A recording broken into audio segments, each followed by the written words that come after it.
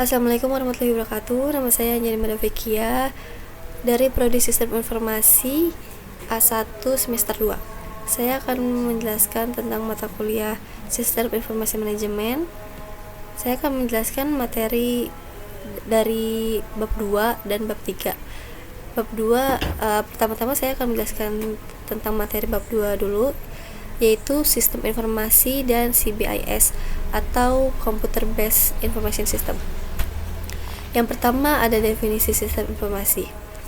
Sistem informasi adalah suatu sistem dalam organisasi yang mempertemukan kebutuhan pengelolaan transaksi harian, mendukung operasi, bersifat manajerial, serta kegiatan strategi organisasi, dan menyediakan laporan-laporan bagi pihak luar.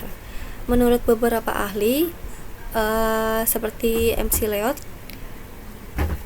sistem berbasis komputer yang menyediakan informasi bagi pengguna dengan kebutuhan yang sama, menjelaskan masa lalu, masa sekarang, dan proyeksi masa depan perusahaan. Berikutnya ada menurut James F. Stoner, di mana metode formal yang memberikan informasi tepat waktu dan terpercaya untuk mendukung pengambilan keputusan perencanaan, pengawasan, dan operasi.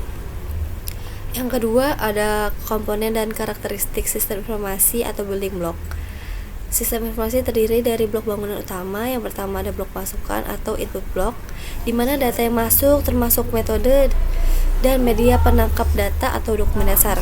Yang kedua ada blok model atau model block, di mana prosedur, logika, dan model matematik yang memproses data untuk menghasilkan keluaran.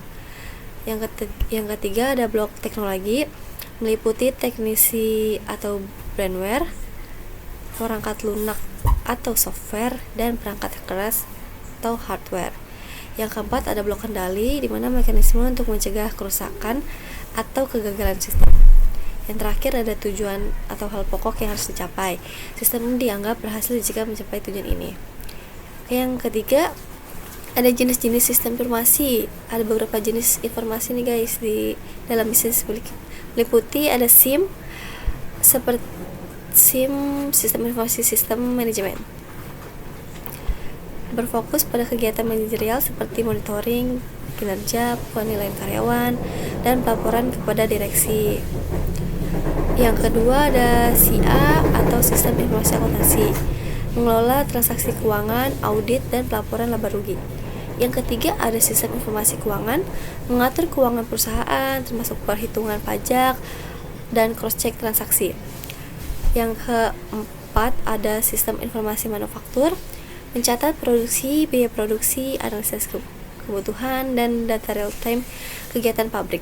Yang kelima ada sistem informasi SDM, yaitu menyimpan data karyawan, gaji, tunjangan, dan masa kerja. Yang keenam ada sistem informasi pemasaran, seperti mencatat penjualan, respon pasar, dan produk yang paling laku. Yang ketujuh ada sistem informasi eksekutif atau EIS, digunakan level pimpinan seperti CEO atau direksi untuk mendapatkan kemudahan arus informasi dari divisi di bawahannya. Oke, selanjutnya saya akan membahas bab 3, yaitu manajemen dan organisasi. Yang pertama ada definisi manajemen.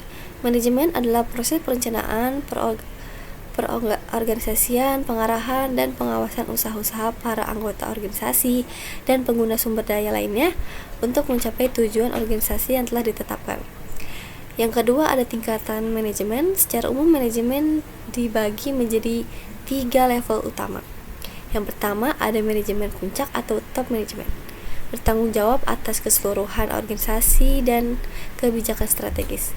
Yang kedua ada manajemen menengah atau middle management, menghubungkan manajemen puncak dan lini pertama, fokus pada koordinasi antar departemen. Yang ketiga ada manajemen lini pertama atau first line management, mengawasi tenaga operasional secara langsung. Yang ketiga ada keahlian manajer yang handal harus memiliki kombinasi keahlian berikut. Yang pertama ada keahlian teknis, yaitu kemampuan menggunakan teknik atau alat khusus. Yang kedua ada keahlian interpersonal, kemampuan berkomunikasi dan bekerja sama dengan orang lain. Yang ketiga ada keahlian konseptual, kemampuan mengintegrasi seluruh kepentingan dan kegiatan organisasi sangat penting ya untuk manajemen puncak. Yang keempat ada keahlian tambahan seperti keahlian diagnosis seperti menganalisis masalah dan keahlian komunikasi atau menyalurkan ide secara efektif. Oke, yang keempat ada konsep dasar organisasi. Definisinya, koordinasi rasional, kegiatan sejumlah orang untuk mencapai tujuan umum melalui pembagian pekerjaan dan fungsi lewat hierarki otoritas. Yang kedua ada karakteristik organisasi, memiliki struktur tujuan dan saling berhubungan antar bagian untuk mengkoordinasikan aktivitas. Yang terakhir ada fungsi organisasi profesi sebagai pemersatu anggota melalui motif intrinsik atau keinginan hidup layak dan ekstrinsik atau tuntutan masyarakat, serta sebagai wadah pengembangan karir dan kewenangan profesional. Oke, segitu saja materi yang saya sampaikan hari ini. Kurang lebihnya mohon maaf. Wassalamualaikum warahmatullahi wabarakatuh.